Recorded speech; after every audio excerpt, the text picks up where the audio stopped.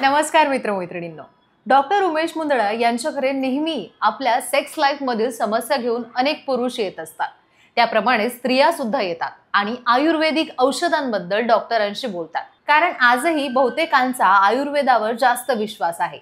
अर्थात आपल्या आयुर्वेदात कुठल्याच गोष्टीचा साइड इफेक्ट नसतात. त्यामुळे डॉक्टर सुद्धा देतात आयुर्वेदिकच औषधं. आज आपण अशाच डॉक्टर उमेश मुंदडा यांनी स्वतः अभ्यास करून लैंगिक समस्यांवर तयार केलेल्या औषधांबद्दल जाणून घेणार आहोत, ज्यामुळे आजपर्यंत लाखोंच्या घरात रुग्ण बरे झाले आहेत.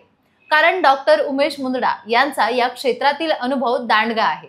डॉक्टर उमेश मुंदडा यांचं आशा किरण सेक्स क्लिनिक 1985 पासून आपल्या सेवेत आहे. ॲज अ क्लिनिकल सेक्सॉलॉजिस्ट म्हणून गेल्या 40 वर्षांपासून ते मार्गदर्शन करत आहेत. त्यांचे महाराष्ट्रामध्ये मुंबई, पुणे, नाशिक, कोल्हापूर, नगर यासारख्या अनेक शहरांमध्ये क्लिनिक आहे. तर छत्रपती संभाजीनगरमध्ये आशा किरण सेक्स क्लिनिकची मुख्य शाखा आहे.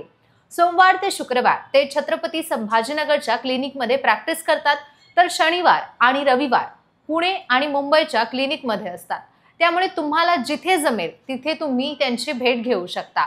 तर विषय येतो स्त्रियांचा, कारण पुरुषांसाठी बरेच औषधं उपलब्ध आहेत. डॉक्टर जी अल्फाजेन, विगोमॅक्स, अल्फाजेन ऑइल ही औषधे पुरुषांना सुचवतात. ही औषधे स्त्रियांना सुद्धा घेता येऊ शकतात का, हा प्रश्न नेहमीच डॉक्टरांना विचारला जातो. तर यावर डॉक्टर काय सांगतात? हो, ही औषधं स्त्रिया सुद्धा घेऊ शकतात आणि यामागे सायंटिफिक कारण आहे. फ्रेंड्स, जसे की डॉक्टरांकडे अनेक पुरुष आपल्या लैंगिक समस्या घेऊन जातात. माझ्या लिंगामध्ये ताठरता येत नाही, मला शीघ्रपतनाचा आजार आहे, मला खूप विकनेस येतोय, माझ्या भावना खूप कमी झाल्या आहेत.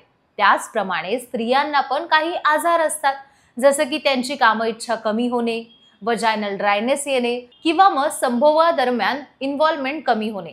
हे असे आजार किंवा मग समस्या त्यांच्यामध्ये सुद्धा येऊ लागतात. तुम्हाला हे सगळं सांगण्यामागे तात्पर्य इतकंच आहे की ज्याप्रमाणे पुरुषांमध्ये सेक्स हार्मोन्स असतात, त्याचप्रमाणे स्त्रियांमध्ये सुद्धा इस्ट्रोजन आणि प्रोटेस्टॉन हार्मोन्स असतात आणि कमी प्रमाणात पुरुषांमध्ये असणारा टेस्टोस्टेरॉन पण हार्मोन असतं. म्हणजे स्त्रियांना सुद्धा लैंगिक समस्या या असतात, त्या फक्त सांगत नाही किंवा चर्चा करत नाही. म्हणूनच या औषधी पुरुष आणि स्त्रिया दोघांसाठीही तयार झालेल्या आहेत. कारण या औषधीतील अश्वगंधा स्त्रियांची सुद्धा मानसिक आजारापासून दूर ठेवण्यास मदत करतात. त्यातील शिलाजीत त्यांच्या शरीरामध्ये असणारा फोल्विक ऍसिड वाढवून त्यांची हिमोग्लोबिन मेंटेन ठेवण्याचं काम करतं. या व्यतिरिक्त यात जे सफेद मुसळी आणि कवच बीज असे घटक आहेत, ते त्यांचं हार्मोन बॅलन्स अगदी व्यवस्थित ठेवतात. यामुळे स्त्रियांची मासिक पाळी देखील वेळेत येते.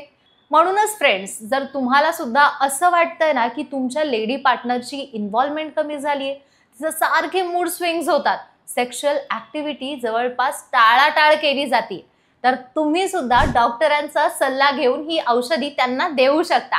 आता हे औषध घ्यायचं कसं? तर दररोज 1 गोळी सकाळी, 1 गोळी संध्याकाळी दुधाबरोबर तुमच्या पार्टनरला तुम्ही देऊ शकता. स्त्रियांनो, जर तुम्ही 6 महिने या गोळ्यांचा अगदी काटेकोरपणे कोर्स पूर्ण केला, तर तुम्ही सुद्धा तुमच्या पार्टनरला खुश ठेवू शकता. या गोळ्यांमुळे तुमची काम इच्छा वाढेल. तुम्ही तुमच्या जोडीदाराला हवा तेवढा वेळ देऊ शकता. तुम्हाला ही औषधी हवी असतील तर तुम्ही क्लिनिकला येऊन या औषधी घेऊन जाऊ शकता किंवा मग संपर्क. हो, जर तुम्हाला संपर्क करायचा असेल तर स्क्रीनवर सगळी माहिती मिळेल. आता गोष्ट अल्फाजेन ऑइलची, तर जे स्त्रियांसाठी सुद्धा उपयोगी आहे. जर तुम्हीही आपल्या प्रायव्हेट पार्टच्या एक्सटर्नल भागावर या ऑइलची मसाज केली, तर यामुळे त्या भागातील ब्लड सर्क्युलेशन वाढण्यास मदत होते आणि क्लायटोरिसला हेल्दी ठेवण्यासाठी हे ऑइल महत्त्वपूर्ण भूमिका बजावते. त्यामुळे तुम्ही दोघेही हे ऑइल आपल्या प्रायव्हेट पार्टसाठी वापरू शकता. एकूणच ही सगळी औषधे स्त्रिया आणि पुरुष या दोघांसाठी आहेत. यामागे सायन्स सुद्धा मी तुम्हाला समजावून सांगते. त्यामुळे अगदी बिनधास्त तुम्ही डॉक्टरांकडून ही औषधं घ्या आणि तुमच्या वैवाहिक आयुष्याला सुंदर बनवा. याबद्दलची सगळी इन्फॉर्मेशन तुम्हाला स्क्रीनवर उपलब्ध आहे. तुम्हाला काही शंका असतील तर नक्की कमेंट बॉक्समध्ये टाका. डॉक्टरांकडून 100% उत्तर मिळणारच. किंवा मग थेट क्लिनिक गाठून तुम्ही डॉक्टरांशी सल्ला सुद्धा घेऊ शकता. पुन्हा भेटूयात एका नवीन विषयासह. तोपर्यंत चॅनलला सबस्क्राईब करायला विसरू नका.